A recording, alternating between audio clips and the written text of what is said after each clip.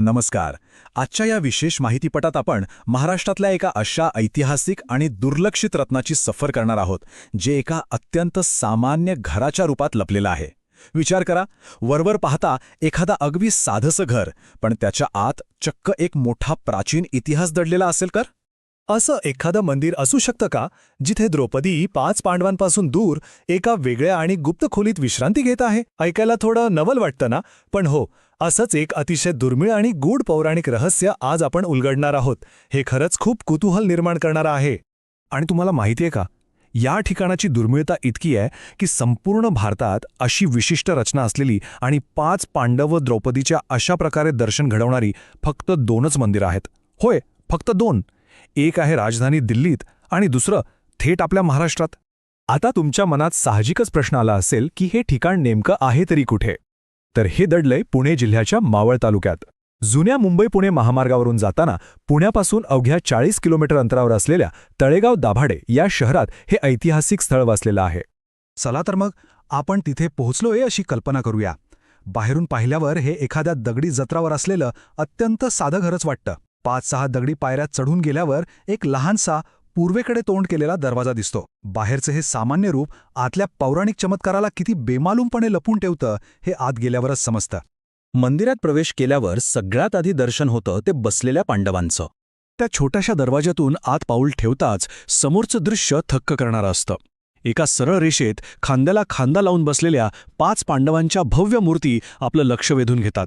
या मूर्ती 4.5 फूट उंचीच्या आहेत. धर्मराज युधिष्ठिर, भीम, अर्जुन, नकुल आणि सहदेव या 5ही भावांचं असं एकत्र आणि बैठ्या अवस्थेतलं दर्शन खरोखरच भारावून टाकणार आहे. पण थांबा, इथलं खरं वास्तुविषयक रहस्य अजून समोर यायचंय. तुम्ही जर बारकाईने पाहिलं तर धर्मराज युधिष्ठिर आणि भीम यांच्या मूर्तींच्या अगदी मधोमध एक अतिशय लहानसा दरवाजा आहे. हा दरवाजा इतका छोटा आहे की कोणाचीही सहज नजर चुकू शकते.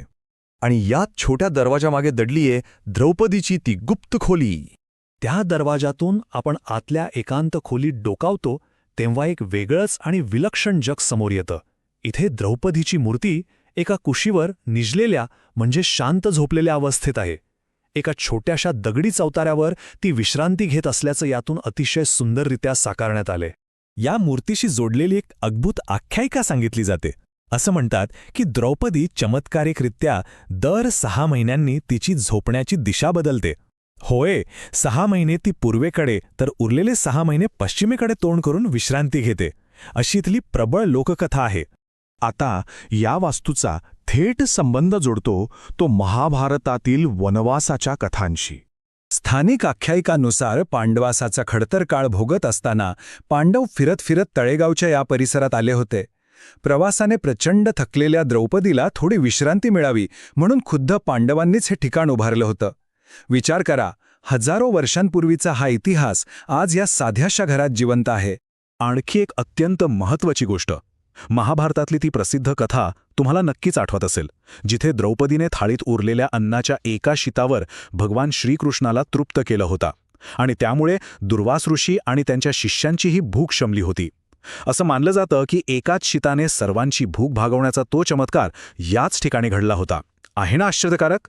पौराणिक काळाकडून आता आपण वळूया या ऐतिहासिक वास्तूच्या जतनाकडे, जे दाभाडे घराण्याने केलं. एवढी प्राचीन वास्तू आजही कशी काय टिकून आहे, हा प्रश्न तुम्हाला पडला असेलच. तर याचं संपूर्ण श्रेय जातं ते स्थानिक काळजीवाहकांना, विशेषतः ऐतिहासिक श्रीमंत सरसेनापती दाभाडे घराण्याला. या घराण्याने हा वारसा जतन करण्याची महत्त्वपूर्ण जबाबदारी स्वीकारली. वेळोवेळी मूर्तींची डागडुजी करणं, त्यांना रंगरंगोटी करणं आणि हे ठिकाण सुरक्षित ठेवणं, हे मोलाचं कार्य त्यांनी पिढ्यानपिढ्या पार पाडलं आहे. अर्थात ऐतिहासिक वारसा जतन करण्यासाठी शतानुशतके वारंवार केलेल्या या रंगरंगोटीमुळे कदाचित मूळ वास्तूवरील काही जुन्या खुणा झाकल्या गेल्या असतील. पण तरीही एक गोष्ट मात्र आवर्जून पाहण्यासारखी आहे. या मंदिराच्या अगदी जवळच एक अतिशय प्राचीन शिलालेख आजही उभा आहे, जो थेट त्या काळाची साक्ष देतो आणि आपलं लक्ष वेधून घेतो. आता जर तुम्हाला प्रत्यक्ष तिथे भेट द्यायची असेल तर प्रवासाचं नियोजन कसं करायचं ते थोडक्यात पाहूया. हा इतिहास आणि गूढतेचा अलौकिक संगम ज्यांना प्रत्यक्षात अनुभवायचा आहे त्यांच्यासाठी इथं पोहोचणं अगदी सोपं आहे. तुम्ही जुन्या महामार्गाने या किंवा ट्रेनने थेट तळेगावच्या चावडी चौकात तुम्हाला यायचंय. पुण्यावरून इथपर्यंत यायला जेमतेम 1 तास लागतो. आणि महत्त्वाचं म्हणजे या परिसरात प्रवाशांसाठी राहण्याची, जेवणाची आणि पिण्याच्या पाण्याची उत्तम सोय उपलब्ध आहे. त्यामुळे प्रवासाची कोणतीही चिंता नाही. आजची ही सफर संपवताना एक विचार नक्कीच मनात घर करून राहतो. रोजच्या धावपळीत आपण कितीतरी साध्या वाटणाऱ्या घरांमधून ये-जा करतो, पण त्या बंद दारांमागे अशी आणखी किती पौराणिक आणि ऐतिहासिक आश्चर्य शांतपणे लपलेली असतील. आपला हा अविश्वसनीय वारसा असाच आपल्या आजूबाजूला आहे, जो फक्त शोधला जाण्याची वाट पाहतोय. यावर नक्की विचार करा.